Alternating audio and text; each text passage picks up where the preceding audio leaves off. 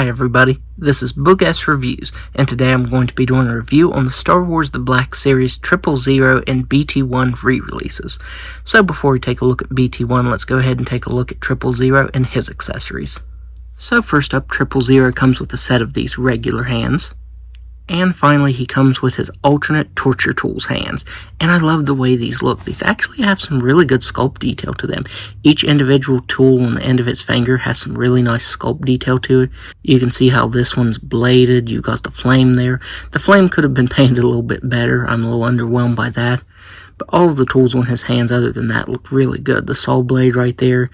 You can see this serrated blade right here. These just look really good, and of course that's how I'm going to be leaving him displayed. I think that looks really cool. So now let's go ahead and take a look at the head sculpt. So taking a look at this head sculpt, I think Hasbro did a pretty good job on this. It is just a remold and recolor of the C-3PO body mold, but that doesn't bother me because that's more or less what 000 is here. And the base collar looks really good. It's this shimmery kind of, I guess you'd call it gunmetal collar. But the weird thing is he has this brown paint over top of him. You can see the brown paint over top of his faceplate, his chest, and then the legs. I wish that would have been printed on because that's painted on pretty thick. And it's almost like a perfect line where it starts, like right here. So yeah, he does have some paint variation to him, but I wish that would have been printed on. As far as I can tell, all of the details on this figure are exactly the same as the previous version. Since this is a re-release, I figured they might update the paint a little bit, but I'm pretty sure it's exactly the same. Like the little scratches and scuffs on his body where it has silver paint to it, it's done in solid paint. I think it should have been printed on. I think that would have looked better, and it would have been a nice little update. Like right here, this scuff is just way too perfect. That line is very clean.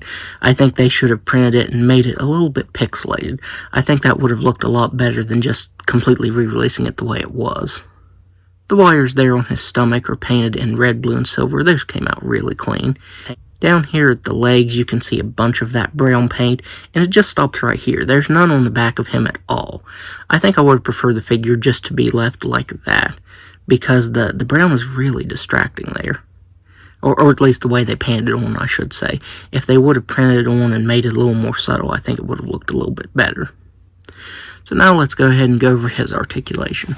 So he has a ball-jointed head that can look back very slightly, forward very slightly. His head can move side to side. The shoulders can actually move all the way out there. He has a swivel at the bicep, single-jointed elbows that bend this far in because of this piece right here. You can get his arms moving down that much.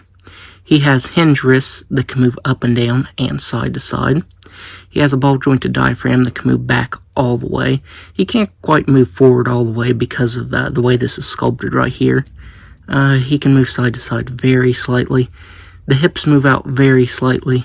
They can kick forward and back barely. He has a swivel at the thigh, single-jointed knee that can bend back that far, and ankles that can move down all the way, up all the way, and a nice ankle rocker. I really thought with the way this was sculpted, the articulation would be hindered, but no, it actually moves really good right there. So now let's go ahead and take a look at BT-1. So now taking a look at BT-1, you get these little panels on the legs. These are removable so you can attach his weapons to them.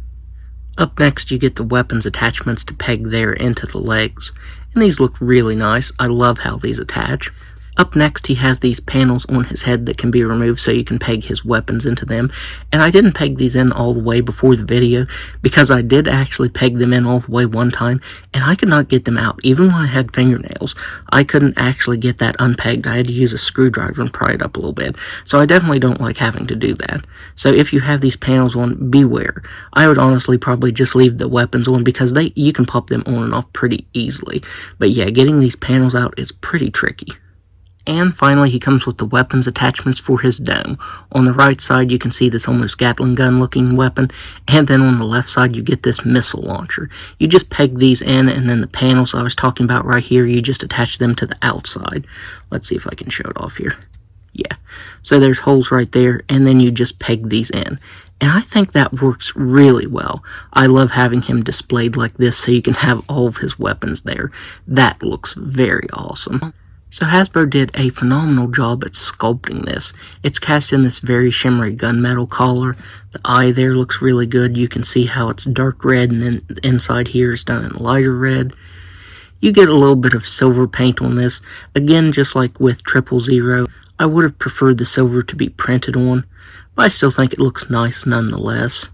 He looks very cool. The detailing on the panels, the outline there came out very clean. I'm pretty sure the dome is brand new because of the way the weapon's attached to the head right here, but the body is a reuse of R2-D2. You can open up these little panels right here on his chest and get these little things out right here. So there you can open the panels up, and that looks really good. You can also rotate the head and get the third leg out right here.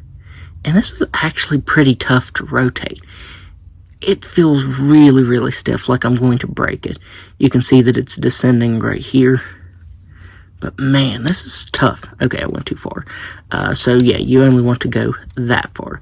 So you can do that, and then get him like that. But yeah, that's pretty tough. It doesn't want to move like R2-D2, which I have had R2-D2 for a while, so it moves a little more freely than it used to. But yeah, this one is just super, super stiff. I really would have preferred if this was just a removable piece. The old R2-D2 figures, or I think most droids, actually just had a piece that you could remove. That way you could just swivel the dome whatever way you wanted it. And that's the way I wish this would have been. I think having this be removable instead of having to rotate the head to get it down would work a lot better. I also forgot to mention that he actually has real little wheels right here. They actually roll. So if you have him like this, he can actually roll back and forth. So for his articulation, it's going to be pretty minimal since he is a droid. So the dome does move side to side, but like I said, this leg comes down or up depending on the way you move it. That's why I wish it would have just been a removable separate piece. That way you don't have to worry about getting the head just right and then getting this leg just right. The legs can move forward all the way and back all the way, and then all of the feet have a very slight swivel, mainly just enough to get him in whatever pose you want to get him in, like if he's rolling like that or just standing. So now let's do some size comparisons. So first up here, 000 and BT-1 are next to each other. Here they are next to C-3PO and R2-D2. Here they are next to Black Chrysanthemum. Here they are next to Dr. Evazan. If I remember right, in one of the comics, I think it was Dr. Aphra, he actually captures BT-1 and 000. And finally, here they are next to Darth Vader. So overall, I would highly recommend picking these up because Hasbro did a very awesome job on these. I am so happy that Hasbro decided to re-release these because these were pretty hard to get at one point. At one point, I actually saw each of these figures for $100 each at a convention. That was the only time I ever saw them anywhere, and I definitely wasn't giving that for them.